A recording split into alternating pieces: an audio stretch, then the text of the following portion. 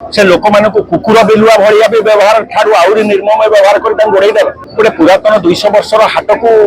Police प्रशासन लगे भांगीदेल। नाम श्री रवींद्र कुमार जेना मो ओडिशा कृषक विकास मंचर साधारण संपादक। एक विस्फोरण आरंभ गोटे पुरातन 200 वर्षर हाट को पुलिस प्रशासन लगे भांगीदेल से लोक मान कुकुर बिलुआ भाया भी व्यवहार ठार आहरी निर्मम व्यवहार कर गोड़े देल।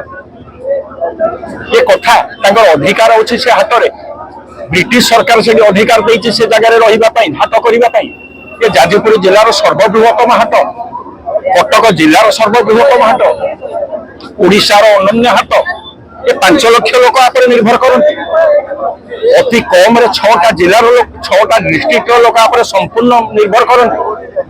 ये कि प्रकार कथा जदि तुम आरएमसी महाशय जदि आरएमसी जदि आनिला ताकू मॉडर्नाइजेशन करिबा पई ताले जनाऊनी कहीं हाट कमिटी सहित आलोचना करूनी कहीं से तो सहयोग करेंगे सरकार की सरकार गोटे कथा मु निर्बोध कहवाई जे कृषक कृषि 70-75% लोक जाजपुर जिले में निर्भर करती संभव चिंता करेंगे